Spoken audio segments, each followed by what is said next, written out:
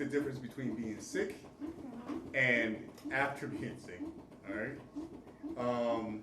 So I was telling a couple of people today that with the time, it's all about making memories and creating memories, and it's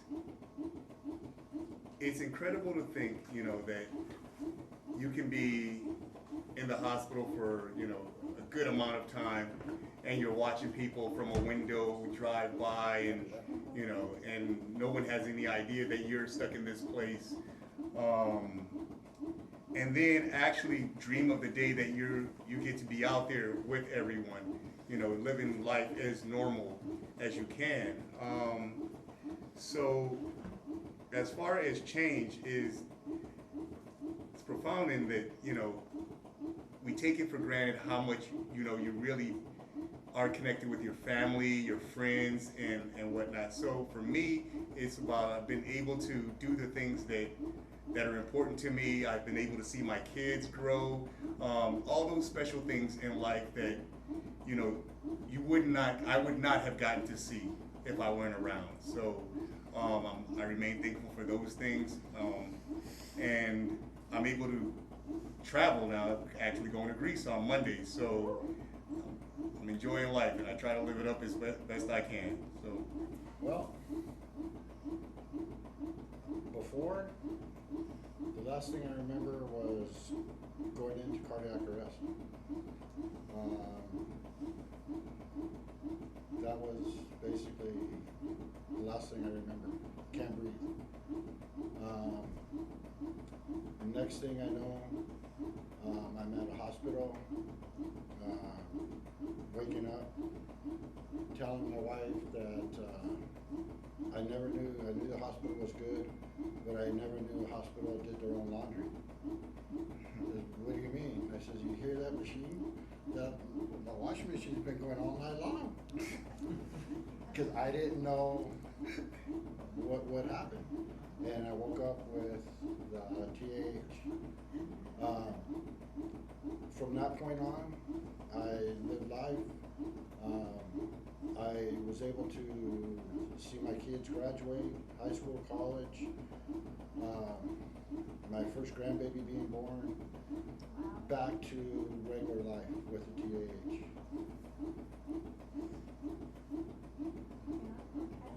What about you? Because you have the TAH. Yeah, it's been a real blessing.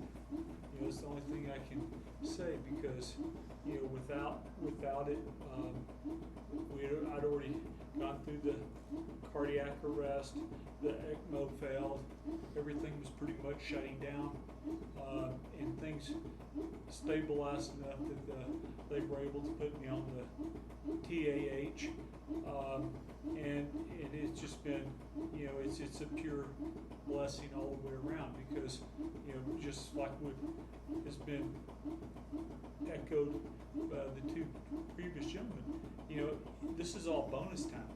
I'm spending more time with my children, my grandchildren. I can talk to them and everything. You can't think about it as limiting.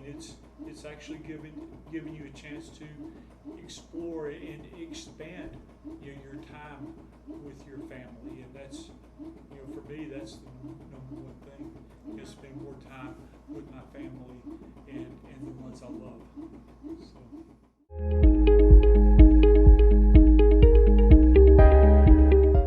For me, the biggest challenge was, like, my children were young when I got the TAH, and when I actually got transplanted and left.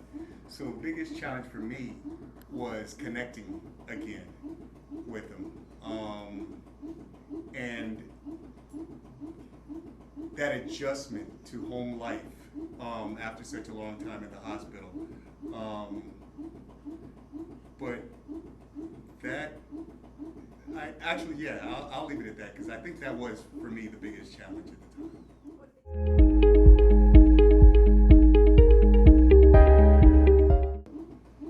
Do it. They told my family to put me into hospice and just let me pass. And with hospice, there's no end. You know, you're going to the end. With the TAH, you got a future life.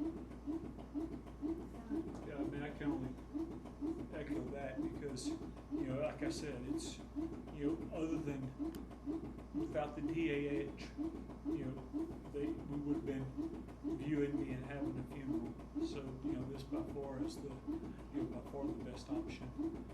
And there's been nothing but. I think that your family's more scared than you are. Knowing that if there has to be a driver change or your battery beeps or whatever, we lived with it.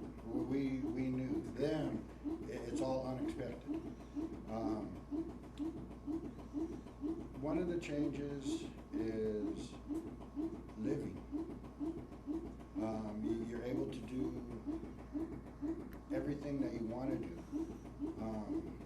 There's really no restrictions. You live life to the fullest. You're able to be with your loved ones. And I mean, we had a big advantage because we got the Freedom Driver. With Charles here, you know, he had to wait for that device to come out, you know, and that was a big difference. He led the way for us, right? Well, yeah, sure. But no, it's something. One of the things that you hear people say is about the noise. It's music to our ears. Indeed. And like I tell people, your heart beats on the inside, our heart beats on the outside. You know, and I told my partner here, be free with it. You know, people look at you, people say something, talk to them, tell them what it's about, because you know what? You might be saving one of their relatives. You might be saving themselves, you know, and that's something that I'm really adamant about doing. On what advice I would give. First of all, consider what's your alternative, right? And if you really, you know, want a shot at life, this is what it is. And as you can see, the three of us, this is something that's possible. And as far as I know, the biggest gift you can give yourself is to remain positive through the whole thing, keeping a good attitude about it and a sense of humor about it makes it much better. So those are the things. I mean, I think the attitude is 90% of the battle. Once you get over the concept of, okay, they're gonna put, you know, an artificial heart in me, so what? Now, let me make the best of it. And how am I going to do that? Keep a positive attitude. And as you can see, as what Johnny said, you're going to lead a normal life. You know, you're going to lead a normal life. You're going to be able to do things that, you know, that you were doing before. It gives you a chance. It gives you an opportunity to go on. So to me, there's nothing like it. I can't imagine someone turning down that opportunity if given the chance in that situation.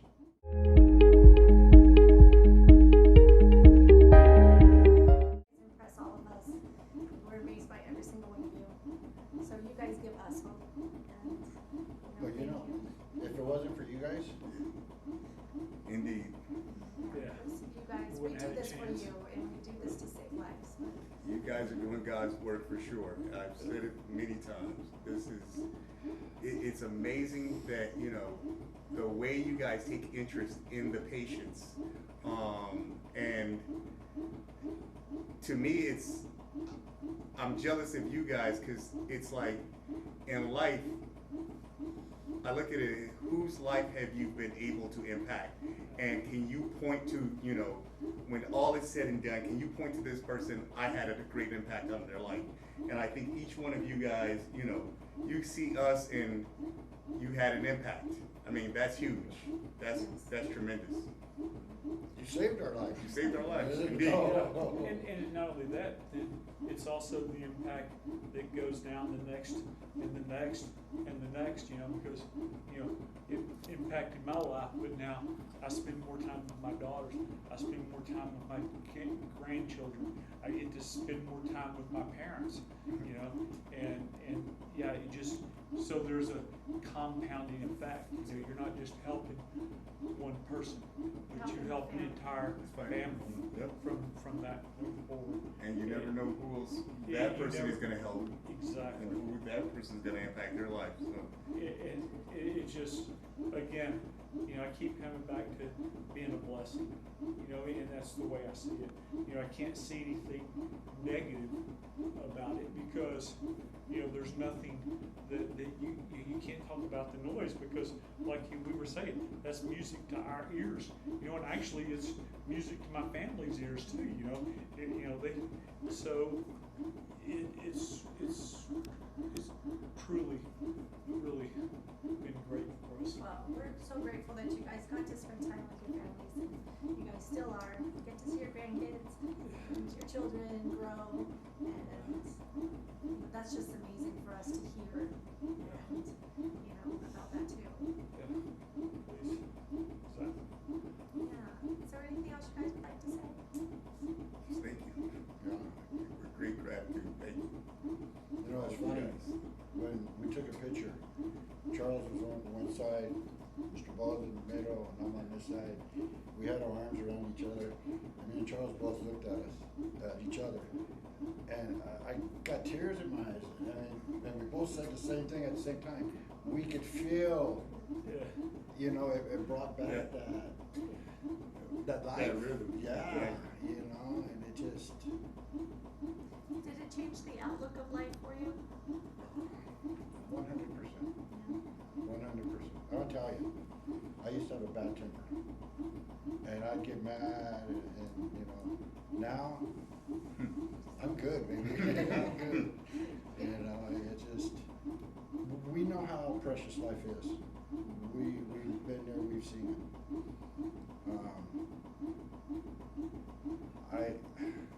Before I went into cardiac arrest, my wife's in the room with me, and I told her, I said, I can't breathe. She said, what do you mean? I said, I can't breathe. Bring the nurse in. So the nurse comes in, she puts a little thing on my nose. I said, it's not enough. And she comes in, she puts the mask on my face, and I was just struggling to breathe. And that was it. That's all you remember? That's all I remember. And then that's when they told her to set up hospice, and nothing they could do. And she says, no, there's something they can do. And the doctor says that this hospital can't do nothing that we can't do. And one of the doctors says, yes, they can, and sent me to Cedars, and then that's when Syncardia came into play. So from my last breath to my next breath.